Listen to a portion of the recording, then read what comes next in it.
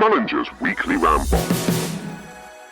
It is Wednesday, the 10th of July, and it is of course time for Mullinger's Weekly Ramble. And for once I am actually recording this on the actual Wednesday day of release. I normally, as you know, record it the day before on the Tuesday to come out Wednesday morning. But of course, with last night's historic events, I could not possibly record a podcast before Canada playing Argentina for the second time in what was, I have to be completely honest, the most proud I have ever felt as a Canadian. Now, you all know how much I love this country, how much pride I have in it, how much it means to me that you've allowed me to make this a part of me and make me a part of you. But last night, it's probably the biggest night for Canadian soccer in history. Now, obviously, as you all know, we didn't win. Canada did not beat the best team in the world, but we did hold our own with a vigor, an impressiveness, a Canadian spirit, unlike almost anything else. Look at the stats. So the possession of the ball was 49% Canada, 51% Argentina. Canada had the ball almost as much as the best team in the world that has the best player of all time on its team.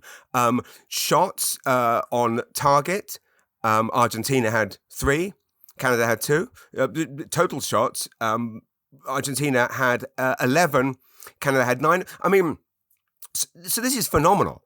Canada, I know, again, we didn't win, but Canada was almost as good as the best team in the world. It was unbelievable. Jesse March, the manager, coach,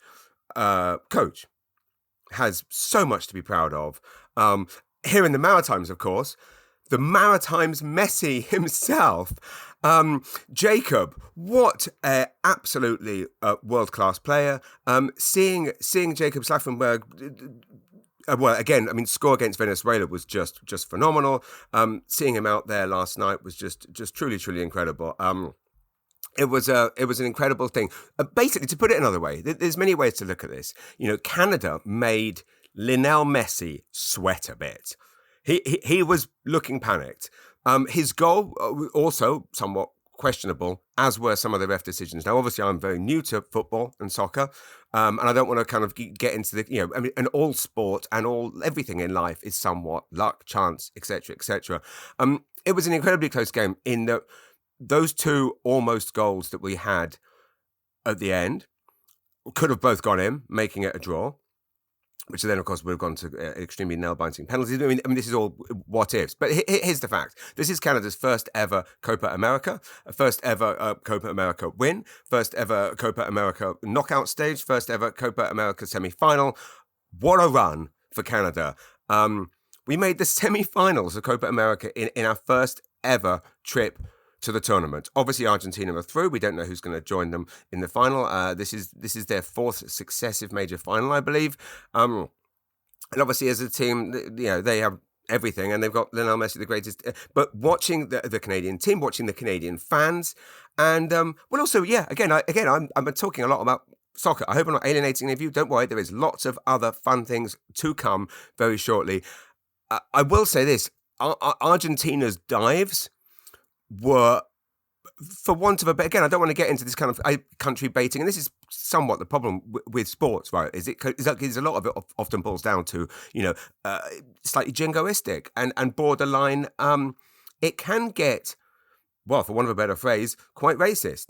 Because essentially it boils down to my country's better than your country. My dad could beat your dad up, right? It ends up in a better. But here's the thing: in England, Mexico '86, I was 8 years old when Diego Maradona handballed the ball into the goal, giving Argentina a win.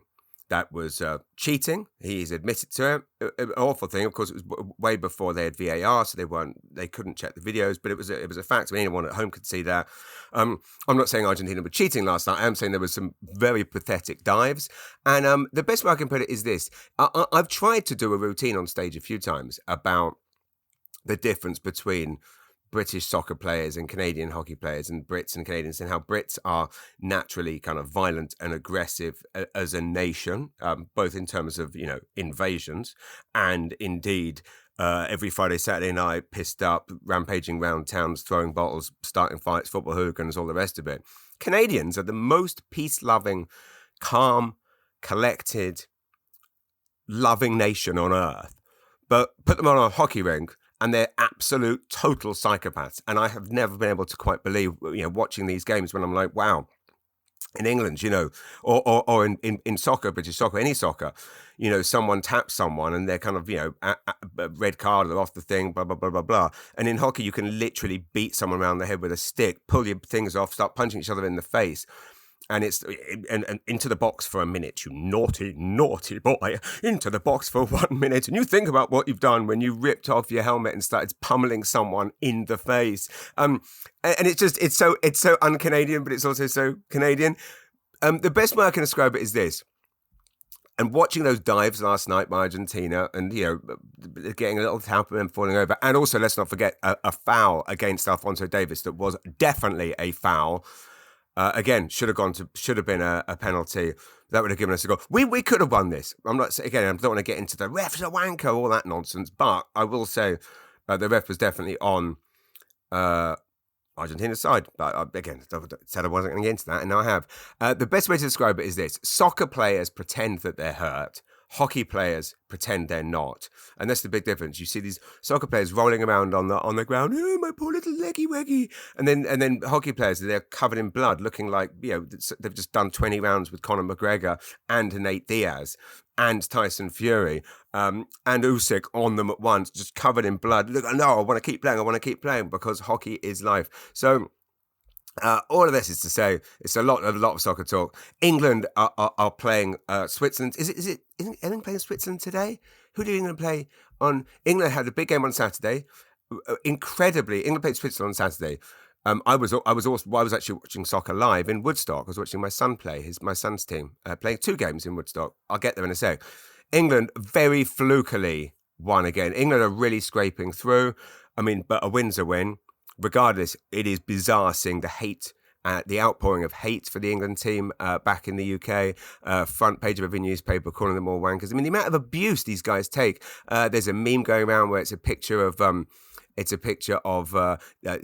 David Blaine stunt that he did when he sat in a box suspended in the air, and the meme says David Blaine is furious. His record of doing fuck all in the box for 44 days has been smashed by Harry Kane, the England captain. I mean, the geezer scored a goal against Switzerland. Yes, it was a bit fluky, blah, blah, blah, but a win's a win. And it's so funny how, again, the difference between England and Canada, where in Canada, we would celebrate. I mean, here's me banging on for 10 minutes, celebrating the fact that we lost. Talk about the most Canadian thing ever. How much do we celebrate mediocrity? Speaking of which, I would watch the Nickelback documentary on Netflix, which I'll get to that in a minute as well.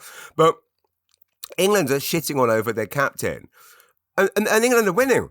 And I mean, and they keep flukily winning, but then a win's a win. And again, it's weird seeing the English attitude to football. It's weird seeing the nationalism, the jingoism. And as I said before, the racism. It's a weird thing when the British, not all, but some British soccer fans, how it's all like, they see a player do an amazing thing, and it's like, oh, he's all right. But then when they don't do what they like, suddenly the racist abuse comes out. And I mean, I was looking at Jacob Schavenberg, the Maritimes Messi from well, it's debatable whether he's from Kentville or Port Williams. I started a controversy. I mentioned he was from Kentville, and everyone started saying, no, he's not from Port Williams. So Nova Scotians, you battle it out. You let me know where Jacob's from, and also help me pronounce his surname correctly. There's absolute icon. I mean, I'm literally begging. I'm going to be in touch with Jacob's people, begging him for a cover shoot for the Maritime Minute magazine. How is it that these kids, I mean, like last night's game was 80,000 people. How is it that you are 18, 19 years old, you're playing a sport that you love, and then suddenly you're thrust into a situation where you are playing against the best team in the world? Jacob Schlavenberg, 18, 19, 20 years old, from Port Williams or Kentville, you battle it out, Nova Scotia, and there's 80,000 people watching you, most of whom are actually cheering against you and screaming against you. And there's millions watching around the world, and you're playing against Lionel Messi. How do you cope with that pressure? Well, he handled it with absolute aplomb and excellence and brilliance, and I cannot salute. I'm hugging myself right now and sending Jacob a hug. I am in awe of your talent. And then you think about these English players, where they're, again, 18, 19, 20 years old, going out, and then they've got these monstrosities in the crowd shouting abuse and swear words and racist abuse often. How they go ahead and perform and do well, and then play a game and then come back again and again and have all of the stress, and then also look so calm. It's admirable, is what I'm saying. And I guess I'm trying to make up for lost time here. 47, am I 47? 46, one of the two. Years old. Never was into football. All my friends back home, Julian, Rob, Nick, Paul Wilson, they'll tell you I used to think that football was for wankers and football boring, blah, blah, blah. Partly because I was just embarrassed that I couldn't play and was never picked in double games lessons at school, and because people threw footballs at me. But I'm in awe of it because it's the ultimate escapism. So anyway, congratulations, Canada. You did great. They do have one more game, but I don't think they make the final. Again, I still don't understand the full intricacies of all of it. I will quickly say before we move on, if anyone else is collecting the Panini sticker book, Copa America stickers, Panini stickers, oh, by the way, there's actually a Linnell. There is there's one Lionel Messi.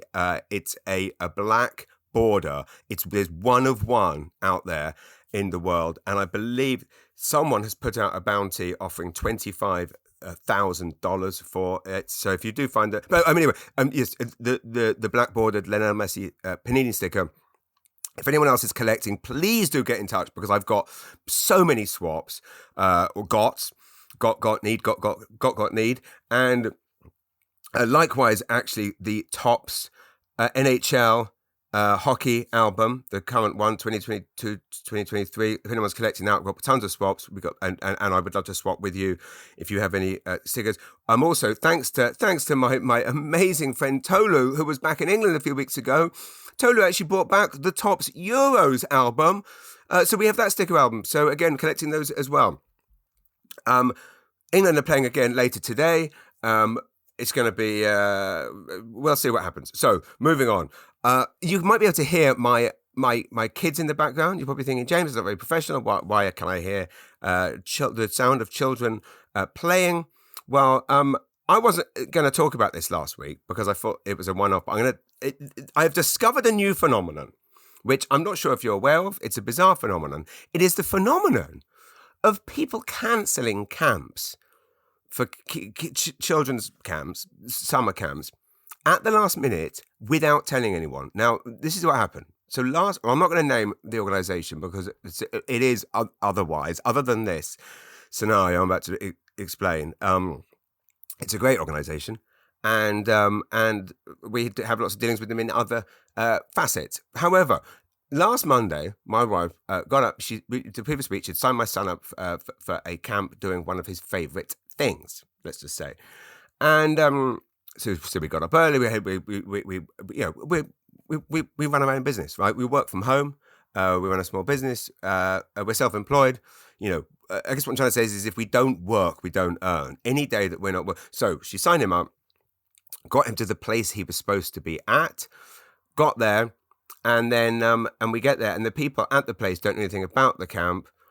And so we phoned the people who we had signed up with and paid the money to, and they said, the camp's cancelled because not enough people signed up. And we're there, someone else is there, there's other people there. So it wasn't like it was just one person.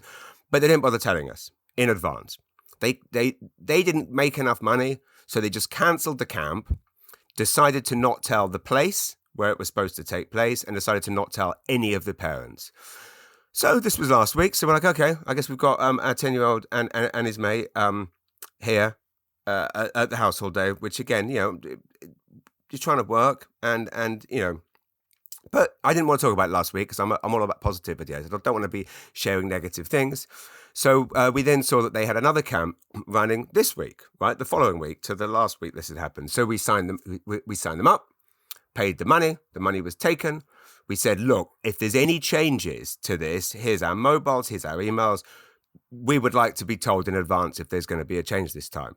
We turn up Monday morning. Again, you know what it's like running a house, waking up and unloading the dishwasher, doing the laundry and getting everyone washed and showered. And My wife and I had planned this was going to be our week of work, and we were going to get work done so we can actually afford to keep the roof over our head and put food on the table. And this is going to be a week of work. So maybe at some point in the summer, as self-employed people with a, difficult business to keep above water, maybe at some point we'll be allowed to take some time off. But this week we need to work. We turn up, same place, same organization.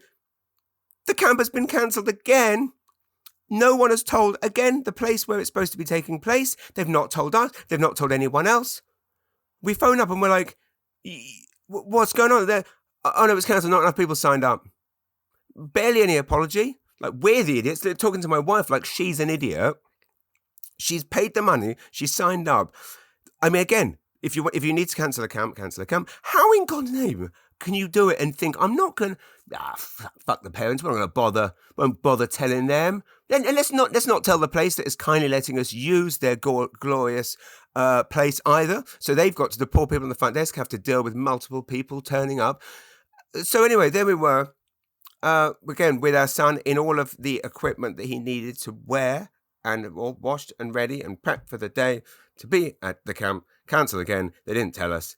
And so again, poor him. He was in tears because, again, he was looking forward to it. And suddenly now he's at the house and we're trying to occupy him and his friend and also trying to work. Anyway, a phenomenon. Who knew that these things were being... So last week, anyway, I made the most of it. Tried to be positive, and I guess it's one of the positive. I mean, I've sympathized with the other parents who were in the same situation as us, who actually also had offices to go to with bosses who are less sympathetic than my boss, my wife. So anyway, I was able to kind of go, okay, you know what, scrap it. I said it this summer, when the sun's out, let's take some time. So again, this has been, I guess it's been a busy week in terms of I've always got a million things on the go. I've written a chapter of my book. I've been writing new material. I've been working on some script punch-ups for a sitcom for the Trailer Park Boys streaming network. But for once, I've only had one gig. I know, I've only had one gig in last week, which was Long Bay last Thursday night. So much fun. Thanks for everyone for coming. Thanks to my buddy Tolu for coming and bringing me the sticker book. And you know what else he bought me? Was an original England jersey from the 90s. Like from when I was like watching like Italian 90 and Euro 96. So I've been wearing, if you might have seen me cycling around the KV in my England jersey with pride, playing at the Arthur Miller soccer field. So this is what I did basically. Was after what happened last week, I was like, right, you know what, let's make the use of time. So me and Hunter went out to the Kingston Peninsula, put up some posters for the Yip Cider shows that me and Ethan have next week.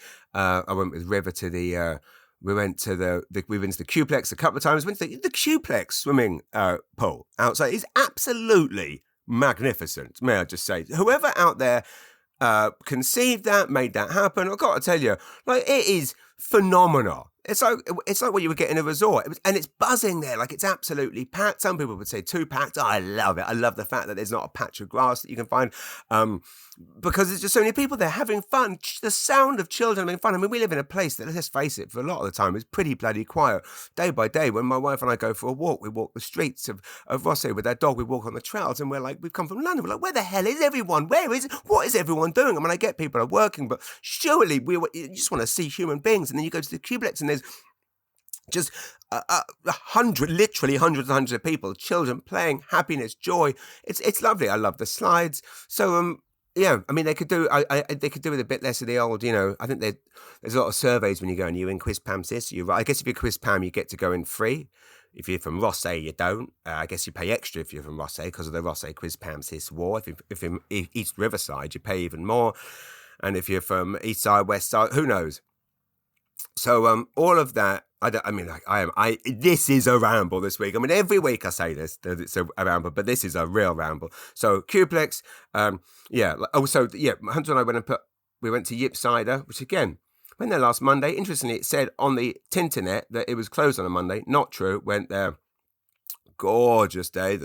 Got to see the dome. Had a great chat with Ethan yesterday. We've got exciting plans for our shows this summer, which start next week. So next Thursday, Yip Cider Dome. Next Friday, Yip Cider Dome. And then 2 weeks later, 2 more shows, 4 shows at Ypside. Go to my website, book tickets. There's still a few tickets available for each show, but they do always sell out. So get on it. Next Wednesday, I should point out, I'm at the Dooryard Arts Festival in Woodstock, speaking to Marcel Lebois about the amazing 12 Neighbours community and his basically status as what I would describe as one of the greatest ever philanthropists in world history, who has literally proven what is possible when if you've got a couple of mil, don't just sit around cutting checks left, right and centre. Do something productive with it. And if you don't know what I'm talking about, Google it, and I'll tell you more next week after I've interviewed him. What else? The St. Andrews Comedy Festival has just been announced. I've been having to sit on this for a while. But my goodness, is it exciting. In September, the St. Andrews Comedy Festival is back, and Jeff Irwin is performing, local legend Jeff Irwin. One of my all-time favourite comedians, Jimmy Flynn, the legend Jimmy Flynn, the New Brunswick legend, one of basically probably the New Brunswick's biggest ever comedian. When I first met my father-in-law, like 25 years ago, he went to Jimmy Flynn's house to buy a VHS tape, which Jimmy signed to me. Barry and I have bonded over Jimmy Flynn for, well, like I say, decades. We've been to see him live a couple of times, love him. He's playing on the Friday night with Jeff, and on the Saturday night, me and Ron James. Ron James, basically one of Canada's finest ever comedians, again, pride of the Maritimes. So this is very, very exciting. I think we can all agree.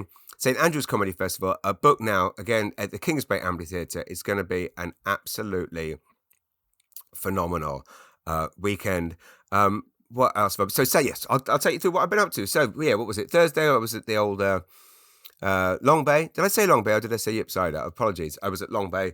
And God, I love their beer. If you've not had these Split Pants Pilsner, you haven't lived. It's basically one of the greatest beers I've ever tasted in my entire life.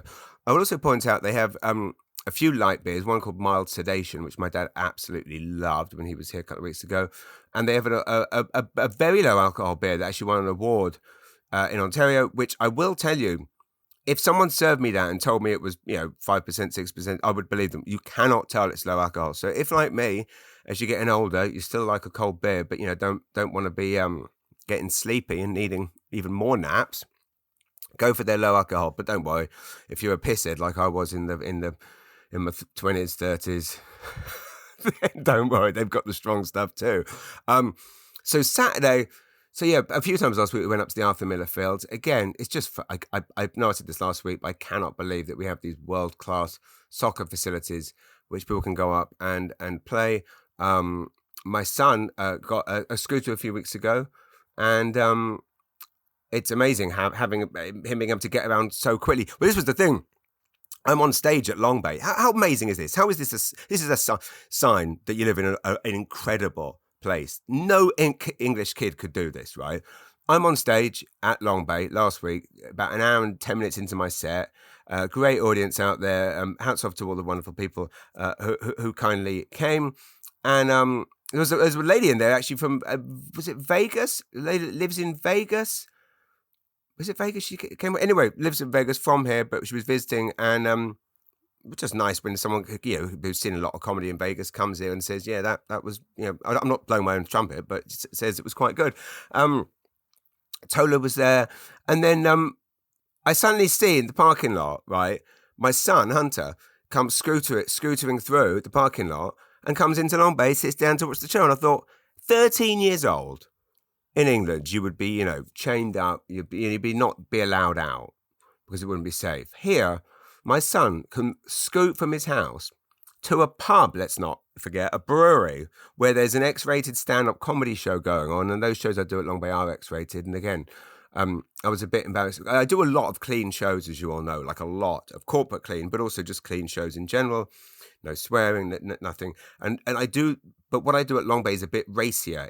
I kind of get it out of my system there.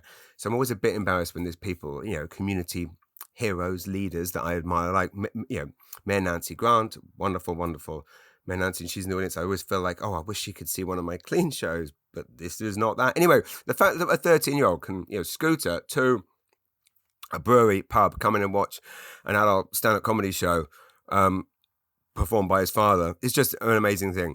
On the scooters, They're a great thing. Like I say, they go very fast. I've been seeing a lot of things in the neighborhood recently, which I'm just going to point out. It is absolutely moronic for anyone to be out scootering without a helmet on. I cannot, like, riding a bike is stupid without a helmet. And a bike obviously doesn't even go as fast. I mean, scooters go as fast as cars, for goodness sake. Not full BO. They go like 40 kilometers an hour, whatever. I went to Garden Grove for a glass of wine a couple of weeks ago. I biked there, had a doner Sunday afternoon, fancied a doner and a glass of wine. I think I had 2 glasses of wine. Anyway, foolishly forgot to put my helmet back on to ride home. And hats off and thank you to the gentleman who pulled over the car to tell me that I was an idiot for not wearing a helmet. I appreciate it. You were right. And I cannot believe that I was so foolish as to, I don't know, maybe it's Sunday afternoon, sleepy, second glass of wine, possibly a bit foolish before getting on a bicycle. Because I maybe forgot my helmet. So there you go. Don't have a second glass of wine if you are getting on a bicycle. However, I have been seeing a lot of kids out on busy roads, and I don't believe that scooters are supposed to be on roads anyway. But I'm thinking, why on earth would you want to risk your? And there's this again. I've never understood this kind of childish, babyish mindset of like it's cool to not care about my own safety. Like if you think it's cool to risk instant death, then you're a moron. That's all I will say. So I guess what I'm trying to say is, kids of St. John and surrounding areas, you are loved by me. You are loved by your teachers, by your friends, by your teachers, by your parents, by your siblings. So please, God, just put on a helmet if you're going to be out on a scooter, because there's idiots behind wheels. You're not idiots. You are smart children. So be smart and wear a helmet, because there are idiots behind wheels on their phones. We've all seen it. You walk along. And there's also, I will point out, again, I am pro the fact that cannabis was legalized, but holy shit, is everyone smoking behind the wheel? If you walk along the Rosso Road, as I do on an almost daily basis in the mornings, almost, I would go so far as to say every other car, no, it's exaggeration, 1 in 4 or 5 cars, there's billowing smoke / the stench of cannabis coming out. I mean, was this happening before it was legal? And why is it acceptable? We, as a society, we stamped out the concept of drink driving being acceptable about 30 years ago. Imagine if 1 in 5 people was driving around pissed up, like they've drunk, few glasses of wine for breakfast. But yeah, where are these people working that everyone's allowed to work stoned? Anyway, point is, kids on scooters and bikes, there is idiots driving along the Rosso Road, stoned, actually not just stoned, actually physically smoking weed with one hand, looking at a phone with their other. I don't know what, using their dick to drive the steering wheel. I don't know. But they're idiots. You be smart, protect yourself against them. Okay, that's all I say on that. So Saturday went to Woodstock with River, had Friday night celebrated a dear friend's birthday party, and I'm sure he won't mind me saying, although he's a very, very private man. Well, anyway, I don't think he will want me to say. So, but I will do a shout out to the caterers. They're not caterers. They're bespoke private chefs who did the dinner. Gourmet by Gab. Look it up. Gourmet by Gab at Instagram. Amazing lady from New Brunswick. And her partner or husband, they met in London at the Connaught, which is where Pam and I actually used to drink. Actually, I think we probably drank there while they were working there. She worked for the Queen of England, I kid you not, cooked for the Queen, served the Queen, knew the Queen. She worked closely with Jamie Oliver and did incredible work with Jamie Oliver. Anyway, look them up. They hosted an incredible meal. Absolutely mind-blowing. They're based in Halifax now. I believe she's originally from Fredericton or Moncton, one of the two. Anyway, look it up. You can expect to read all about them in the Mountain Reddit soon. I know right now my information is a bit vague, but Gourmet by Gab, look it up. Saturday went to Woodstock. Love Woodstock. Love that area. Love the people of Woodstock. I love the fact that there are people like Gloria and Ross Kinney, who organise things like Dooryard. I love the fact that Katelin Dean is from there. I love the fact that it is one of the few places, Jim Manville, is that your name, Jim, who still runs the River Valley Sun, River Valley News. The fact that it is one of the few places where print media is still being produced and celebrated, quality local journalism. I love Woodstock. Anyway, and I say that, and Woodstock beat my son's soccer team not once but twice. It was a close game, I will say. So, and again, I don't want to get into this, but some questionable ref decisions, I would say. But again, how much of a football wanker am I becoming? Yeah, I missed the England-Switzerland game. And again, that went to penalties and, yeah, they fluked it. But two great games, one of which was in the rain. Met a wonderful woman. It's funny, people often ask like how I promote shows, how I sell tickets, and I've realised how I do it. A lovely, lovely lady that I was chatting with at the game came up to me, and we were chatting, having a time. I mean, her name was Elizabeth. I don't think she'll mind me mentioning her. I'll tell you her name. She was very chatty. I'm sure she would tell you. Her name's Elizabeth McDougall. Wonderful, wonderful woman. We bonded slightly because we're both we're not both mums. Sorry, I'm not a mum. I would love to be. I love mums, but she is also the parent of a goalie. Her son John was magnificent in goal. He was the Woodstock goalie. My son River is a goalie. It's stressful being a goalie parent, whether it's hockey or football or any sport, because you feel responsible for, and you know, your child might get teary when the team doesn't win and they blame themselves. Anyway, she was absolutely lovely. Elizabeth lives in Woodstock. She, I believe, her and her family and a lovely, delightful kids I was chatting with, and I think they have a dog named Pizza. Was it? Anyway.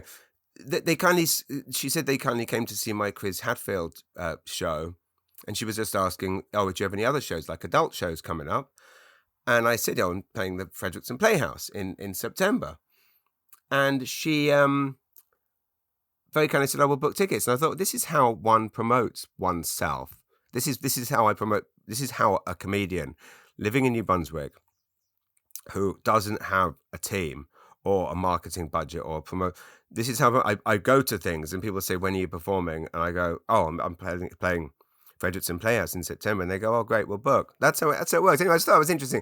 As I say, I love Woodstock. I'm there next Wednesday. The Best Western Plus is for the Marcel LeBron thing. Look that up, everyone. Please do attend. It is a live interview. I'm interviewing him about his heroic status, although he would never want me to call him a hero. He's a humble man. I'll be interviewing him both for the magazine and hopefully also for this podcast. This could be an episode of the podcast, hopefully, if he permits that. Every time I go to Woodstock, I go past a place that I love the look of. And I got to tell you, Yogi Bear Campground looks absolutely amazing. It looks like the kind of place that you would see, like, I don't know, John Candy and his family go to in an 80s movie. And you would have been a little kid growing up in a little town called Maidenhead. Not you, me, but you could have been. You could be from Maidenhead. And watching it and thinking, I would do anything to be at the Yogi Bear Campground with my dad, John Candy. I love John Candy. I've actually written a whole chapter about John Candy for the for my next book, which is somewhat about meeting his daughter Jen Candy, and it was somewhat about how on the day he died every year, I felt very emotional. Especially he died at 44, if you could believe. Anyway, well, my point is Yogi Bear Campground. It looks amazing. There's crazy golf. Speaking of crazy golf, mini golf. There's a new mini golf, crazy golf place. And in my favourite place in the world, St Andrews by the Sea. Check it out. I believe it's called Sailor's Put. Basically, go to CHCO on Facebook. No, because I go to Vicky. I think Trudeau's had that shut down. Trudeau's shut down. Yeah, Trudeau's tried to save all media by having all media banned from all social media. So follow Vicky Hogarth. She has everything you need to know about everything in the Charlotte County area, and indeed all of New Brunswick, frankly. Vicky Hogarth is a one-person media community machine that I feel like, I mean, she should literally be the government. Literally, like the government, she should be just given like a massive grant for her services to the community and promoting events and places. Anyway, Sailor's Putt, I believe it's called, and it's a new crazy golf place in St Andrews. Oh my goodness, what is that? It's pubic hair from the homemade one I was drinking earlier. So we don't edit this, so you're gonna have to listen to it. So oh, Elizabeth McDougall did mention to me. So in the new issue of the Maritime Edit, I have a feature on the best things to do in Atlantic Canada this summer. I have Atlantic Splash Adventure, which is an absolutely wonderful place. I have Splashy Facts, which was the most fun. My River said the best day out ever. Elizabeth pointed out that in Fredericton there is a place called Heart Island. It is the same as Splashy Facts. So by all means, support Splashy Facts, which incidentally is owned by many of you might remember Dave, a wonderful gentleman named Dave Volpin, who owned Cradles in Hampton. Again, one of my favourite towns, Hampton. Dave Walpin is a co-owner of Splashy Facts. Go there if you're in Nova Scotia, but if you're looking for the same thing in New Brunswick, there's one called Heart Island in Fredericton. Right. So, love Woodstock. Yogi Bear looks amazing. I guess what I'm getting at here is, can I go to Yogi Bear Campground without staying at the campground? It's a question. I want to play on the slides. I want to do the crazy golf. I want to do the big bouncy thing. And every time I go past, it just looks like joy personified. And anyway, got home Saturday night, watched a movie which I had not watched before, but Pam had started and went, oh my goodness, this is absolutely hilarious. It's totally inappropriate. And again, my kids' son's of a comedian, and they come on the road with me, and they see. So they have been exposed to not inappropriate things, but they've been trained to understand the difference between what is said and done in comedy and real life, and they see it on a day-to-day basis. They have been to shows of mine. They've been to lots of the clean ones, of course. There are times that they have, I guess, come across clips of mine on YouTube, which I should point out, by the way, on YouTube and TikTok, I'm uploading new videos all the time. Tyler Warren Ellis is working around the clock editing footage from this year's tour shows, including the Imperial Theatre show. I also yesterday uploaded the genuine footage of the moment that me and Nancy Reagan and Nikki Payne, and by the way, Nikki, hope you get better soon. Sending you all my love, and so sorry for what you've been going through. Mandy Donovan, Nikki Payne, and Nancy Reagan are our Tim Hortons Waterloo Street encounter that spawned probably the most crowd-pleasing 12-minute routine of my 2023 tour show. I would say it's the one routine that killed everywhere, and after every show, every meet and greet and signing, people would say, I was dying during that bit. I have just now uploaded the footage to prove that everything in that routine is true. So my point is that I, as parents, we kind of okay. Let's move on. My River's 10. I will admit I watched Ted 1 and 2 with him. Right now, there's a lot of inappropriate jokes in that, and you are having to explain things like, what is semen? Why is Ted trying to wank off Tom Brady to steal his semen, and what is it? So anyway, my point is that we have trained our children to understand that comedy is comedy, and you don't, and they see it day-to-day basis, like I say, because they see me on stage, but then they know that I never swear around the house. I never I don't talk inappropriately in normal life. It's a separate thing. You can behave that way there, and you behave differently, and you behave politely and cordially and respectfully, and understanding social etiquette, and the dad that they see in church is different to the dad they see on stage. It's different. So you get it. My point is, Pam was watching this movie and laughing like a drain and said, you've got to watch this. It is so inappropriate the kids cannot watch it. So we would normally, like I say, Ted 2, which is fine. This movie is called That's My Boy, and it's with Adam Sandler. It's Adam Sandler created, obviously, and Andy Samberg. Two of Hunter's favorite shows like Brooklyn Nine-Nine, and he loves Adam Sandler. So, but there's just no way the kids could watch this. And I'd seen it come out, and I'd read reviews, and it was during that. Interesting. I read a Guardian feature on how, because the movie came out about 12 years ago, and how the Guardian newspaper in England was saying this must be the end of Adam Sandler. His career is over, and it's so funny that you got people writing that like he's finally over. And you go, and then look at what he's done in the last 10 years, and he's done a million more amazing movies. He's made Uncut Gems, which he should have won an Oscar for. He's made, hugely successful movies like Murder Mystery, even if you think they're a bit trite, whatever. But that's my boy. Is absolute wall-to-wall filth. And, I mean, my wife is a very, very classy, intelligent, smart lady, and but we love to laugh. And there are certain movies that have been slated by critics. Another one was it Dirty Grandpa? Not the Dirty Grandpa, not the Jackass one, but the one with Robert De Niro and Zac Efron, before Zac Efron did the weirdest face plastic surgery ever. Anyway, point being, that's my boy. We laughed our backsides off. I have never seen so many taboos. I mean, it's incest, pedophilia. I mean, you name it. We laugh like drains. Give it a go, and it just popped up on Netflix, and that's that. So that was Saturday night. Sunday we did scrapbooks and stickers with the kids. Again, if anyone else is collecting Panini or Topps stickers, please get in touch. Went to Arthur Miller. Went to a new sandwich shop that has opened in the KV. The sandwich shop is called Sandwich Junkies. It is attached to an ice cream shop. Had a wonderful. I'd already had lunch, but I thought I'm going to have a delicious. I saw they had gluten-free sandwiches, and crucially, I will point out, they were not charging more for the gluten-free sandwiches. You know, some places like, oh, you want gluten-free bear, we're going to charge an extra $2. Oh, are you now? Oh, you fuck. It was delicious. I'm a chicken salad connoisseur. Like a chicken mayo mix is my favorite thing in the world. Cochrane's do a great chicken mix. Costco do a great chicken mix. They have a chicken bacon mix at Sandwich Junkies. Gluten-free. Bish bash bosh, sweet as a nut, lovely jubbly. Went back, had a great day on our bikes. Again, Arthur Miller Field, playing soccer. That night we watched Beverly Hills Cop 4, which that morning I'd actually made the kids watch Beverly Hills Cop 1 to kind of get them into it. Beverly Hills Cop 4, wow. I mean, it's interesting watching Beverly Hills Cop 1 again. Came out in 1984. I was 6 years old. I remember renting it in about 86. I was about 8.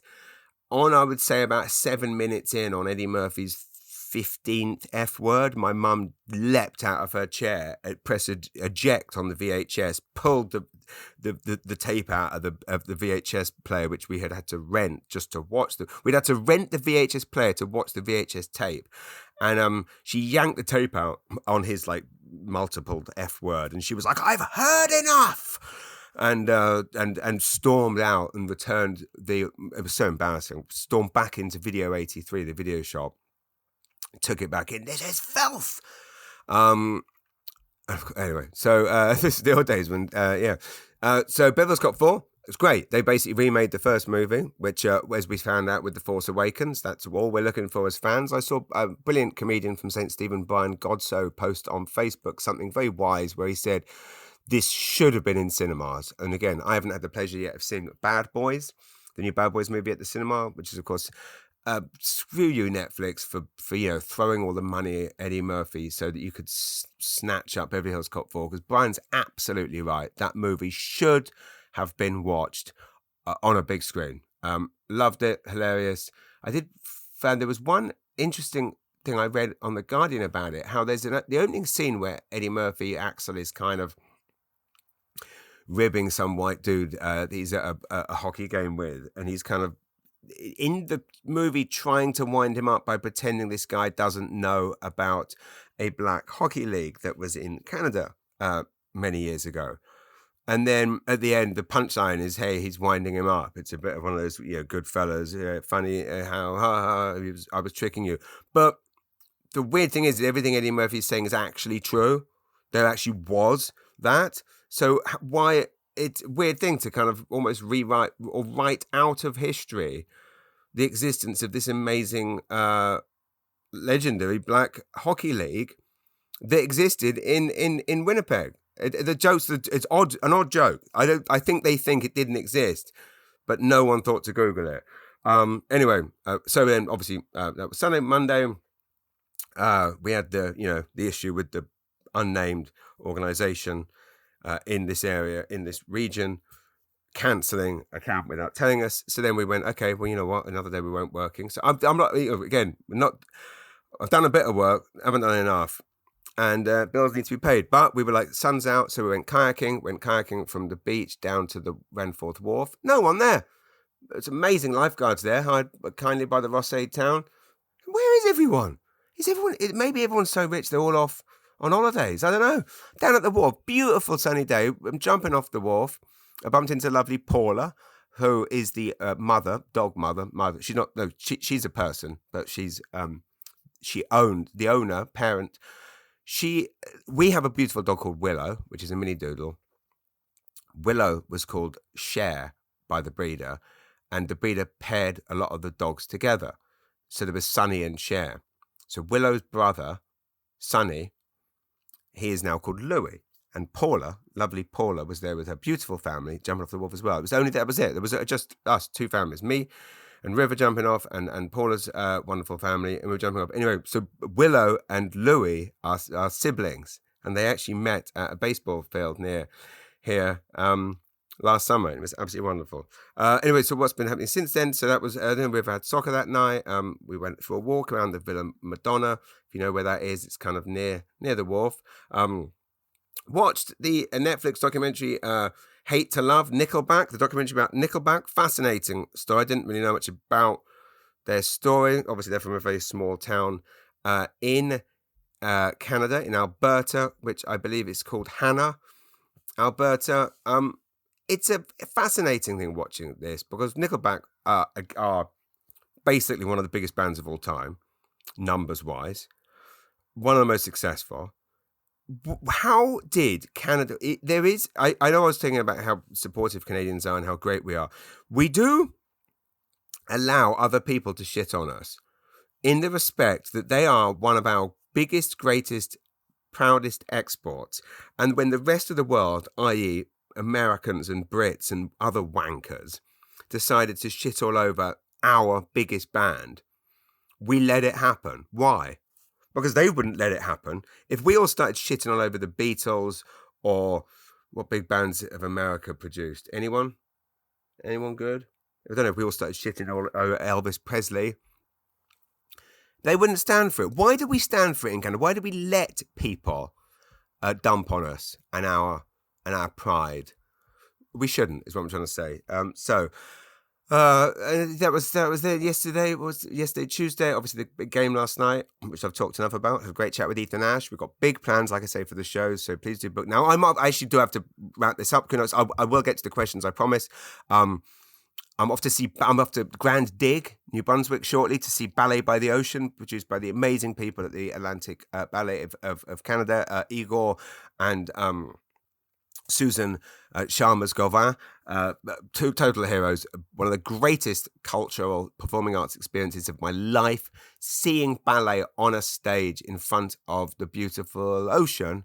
I was pausing then thinking, was it a river or a lake? And of course it's called Ballet by the Ocean. It's not called Ballet by the Lake. So of course it's an ocean. Anyway, check it out, Ballet by the Ocean. If you want to see what it's like, go to my Facebook page or my YouTube channel, or I posted the video that we made, the documentary we made for Atlantic Edition a few years ago. So I'm off there very shortly with my beautiful wife and our dear friends Andrew and Christine. And I'm still so excited because I haven't done anything like fun as a couple with dear close friends as adults without children in so long that this is insane. Can't wait. This Saturday I'm having a yard sale at my house. I know I'd give out my address on stage. If you want to know what my address is, send me a message on the socials. This Saturday, turning out a lot of stuff: clothes, children's toys, houseware, books, DVDs, possibly some trading cards, possibly some movie memorabilia, possibly some vinyl records. We are turning out a ton of stuff. Everything must go. No doubt we won't be getting any help, so it'll be me and River down there manning the store. So come on down to my yard sale this Saturday. I'll probably be outside by about 8 a.m. So that's that. Thank you again to everyone that came to Long Bay last week. I can honestly say that whenever I feel down, which is happens, the thing that cheers me up is knowing that with a couple of weeks' notice, 50 people are willing to buy a ticket and come and see me perform for 90 minutes in a beautiful brewery near my house. That's literally the thing that keeps that's the thing that keeps the therapists away, because I can't afford them. England got a new prime minister, of course, last week. So Keir Starmer, congratulations. I talked about this incredible. England are very divided and divisive country, but thank God they've got a Labour government. I don't talk politics, and I definitely won't ever get into Canadian politics specifically on this unless one of you asks me a question, in which case I'll answer it, because as I always say, I'll answer any question. But I will say this, the Conservatives in England have done a awful job, and thank God there's a Labour government there. So again, congrats to Canada on last night, almost scoring the last 2 minutes. Questionable ref decisions. Never felt more proud to be Canadian. The Maritime Messi, by the way, Jacob, he scored 12 minutes into one of the games the other week. I can't remember which one it was, but just what an absolute hero and legend. Okay, I'm sure Pam is downstairs cursing me that I'm not being ready yet to go. I would also just like to say one more fact about the game last night, or our Canadian goalie, as a goalie dad. Our Canada goalie had the most saves in the entire tournament. So again, there's another win for you, right? And celebrate that. Don't shit all over it like Nickelback, like you let happen to good old Nickelback. Our Canadian goalie had the most saves in the entire tournament. So anyway, England are going to be playing today. It's going to be a disgrace of a game. I'm going to be watching ballet. How much? I mean, look at that. England are playing. I mean, the Albanian drug dealers in London are rubbing their hands together with glee right now. The amount of drug purchases that are going down right now in London and all of England. And that isn't, by the way, I wasn't just blaming Albanians as a racist thing. That's a fact. The pride of Albania is the fact that they have managed to basically stamp out British crime, because all the old school villains have given up. We've gone and got other jobs. I don't know what the other jobs are, but so well done to the Albanian drug lords. Okay, questions. We're going to race through these. Krista Monroe, thank you. My favourite Canadian snack food versus my favourite British snack food. Snack-wise, okay. Favourite British snack, without question, KP nuts, salted, dry roasted, best nuts in the world. There are no good peanuts in Canada. The closest is the Shoppers Drug Mart Superstore party peanuts, but they've still not a patch on them. My favourite Canadian snack food is, without question, it's not really a snack, I guess, but it's a dish, is the Donair. And the best Donair in the world is at Garden Grove Cafe. Amanda Goder. Amanda, lovely to hear from you. Love the show. Thank you, by the way. You've been open talking about the anxiety dreams and nightmares you have from time to time. I wondered, do you have any advice for dealing with anxiety when things seem to get a little too much sometimes? Thanks, and I appreciate the fun rambles. Well, thank you, Amanda. I appreciate you. I do have advice, and it is go to East Riverside Park and go to that tiny little beach there that's tiny. There's never anyone there. And look at the water and look at the view. And you will be absolutely amazed how the voices and the demons and the anxieties can subside. There are other examples. Lily Lake is another spot. Go to Rockwood Park, walk around Lily Lake, and look at the water.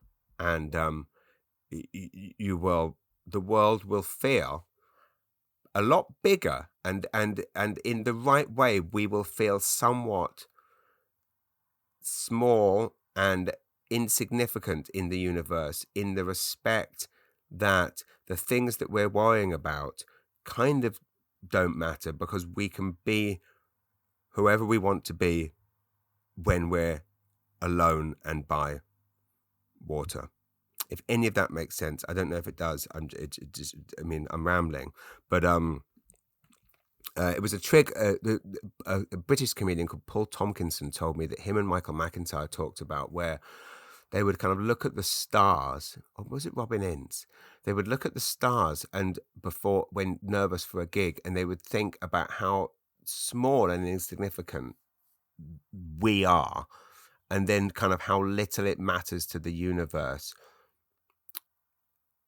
if this gig goes badly. So to not worry. And I guess that's something.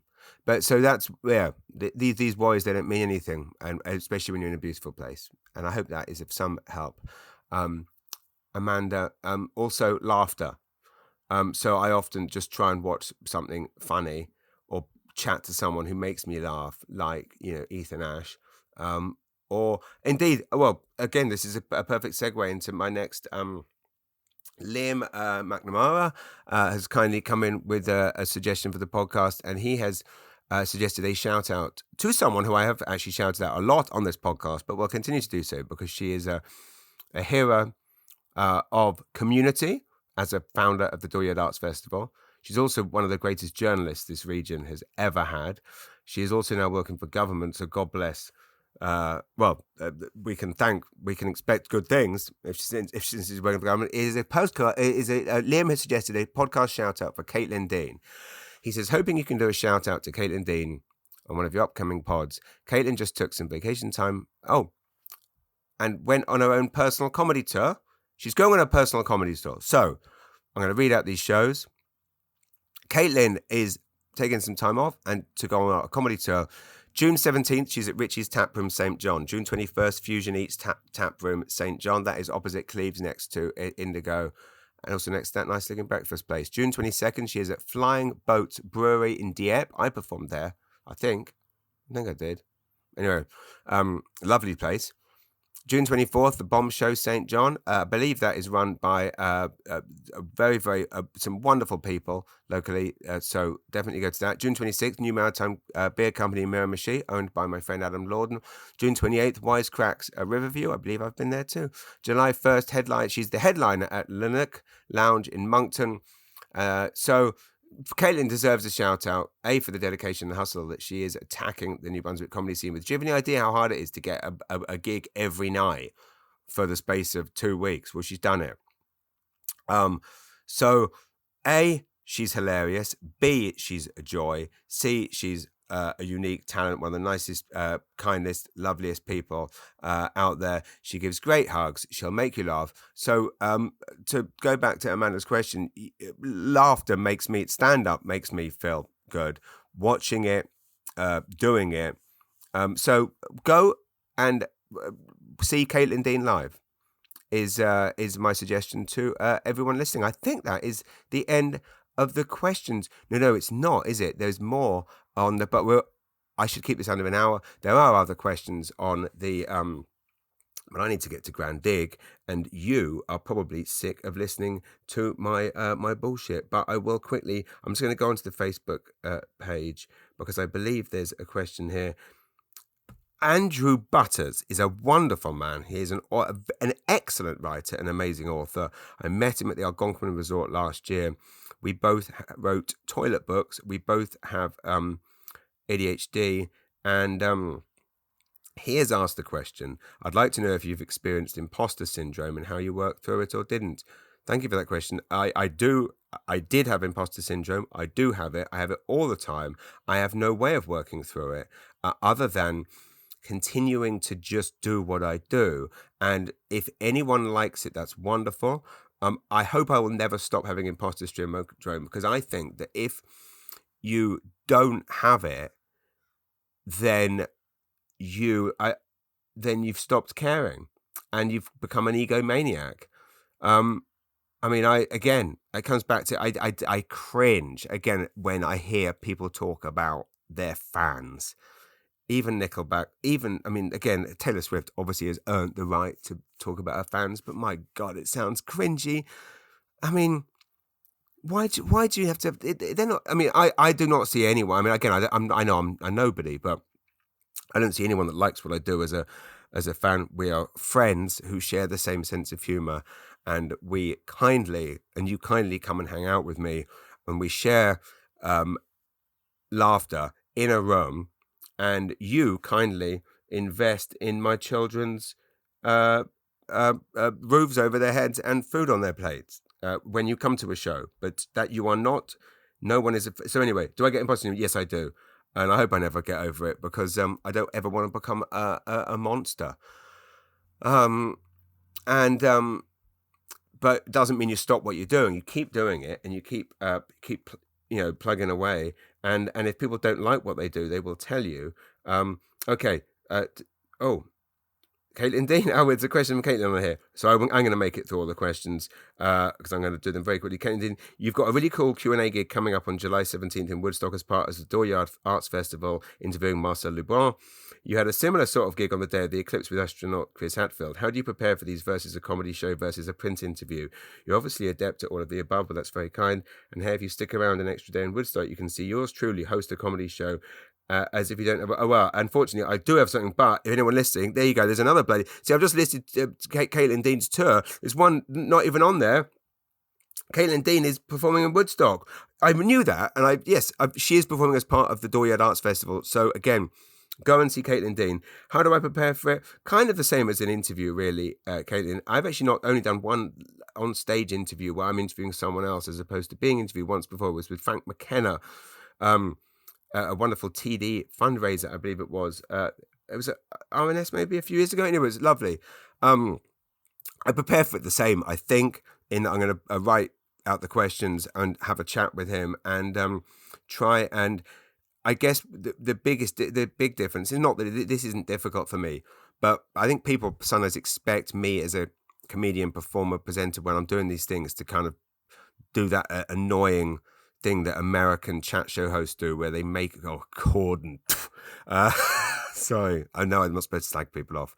If you want to know my James Corden story, I will happily share it with you, but basically everything. No, you know what? Sorry, I take all that back. Some hosts, forget I said any of that.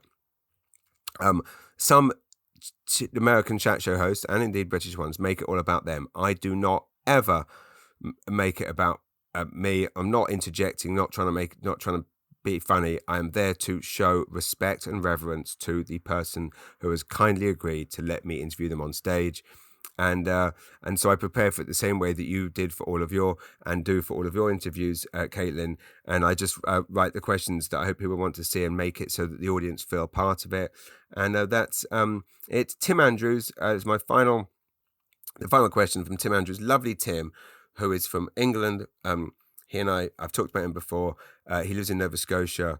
He works with people and supports people with mobility issues. In other words, he's a gang dang hero. Do you think Scotland should become an independent country? I've noticed people seem to refer to the UK more now as England, which must piss the Scots off. I don't care, as I feel hated by Scots as an Englishman. They certainly go out of their way to cheer in any team that plays England. Maybe the Labour government will bring us closer together. Quebec came close once to independence. Better together for sure. I ain't going to touch that with a barge pole, mate. I know I said I'd answer anything. Should it become an independent country? I have to say I'm a great believer in countries being allowed to do whatever they want to do.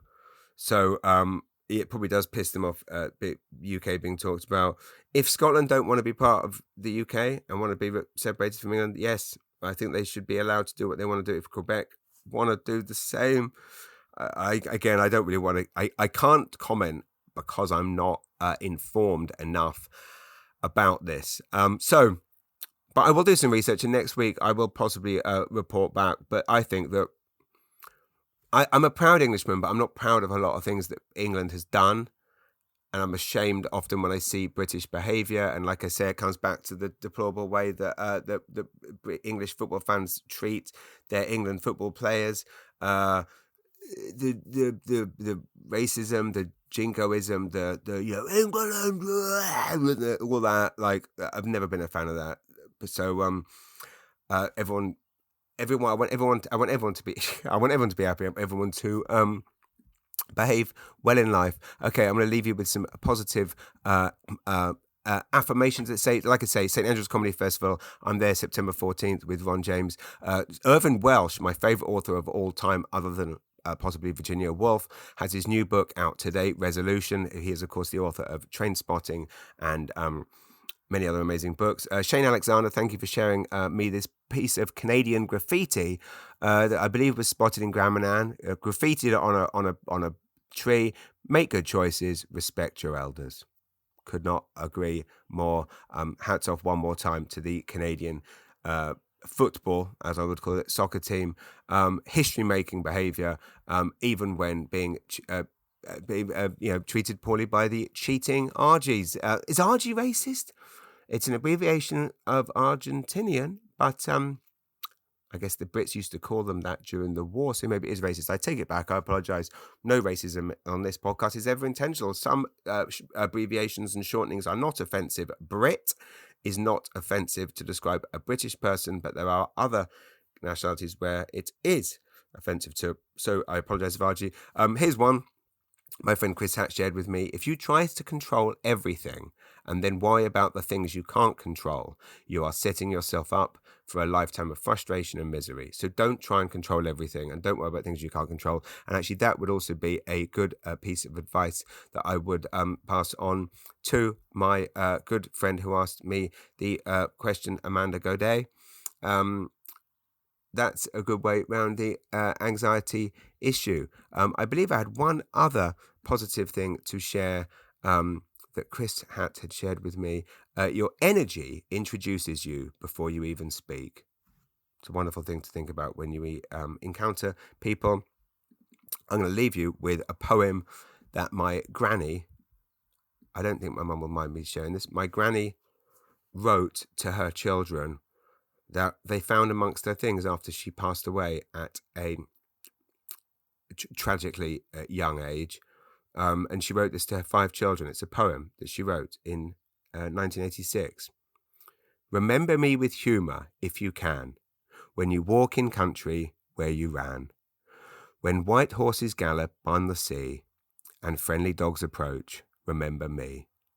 When crocus daffodils and lilac bloom on fragrant hyacinths within your room, as sleepy tortoise reappears, as birds at dawn delight your ears. Let none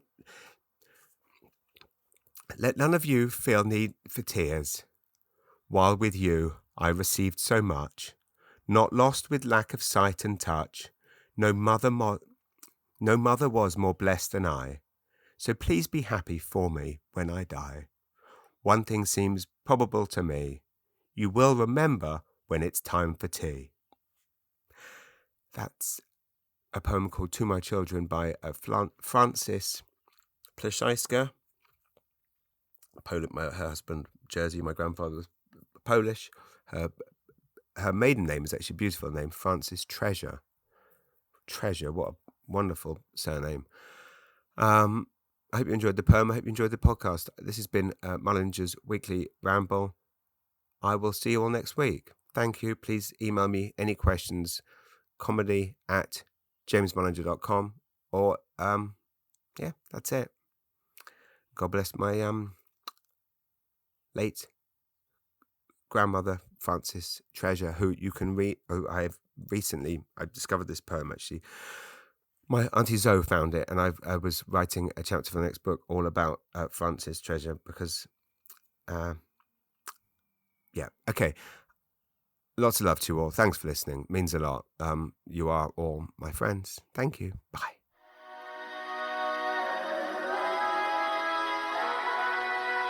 Mullinger's Weekly Ramble.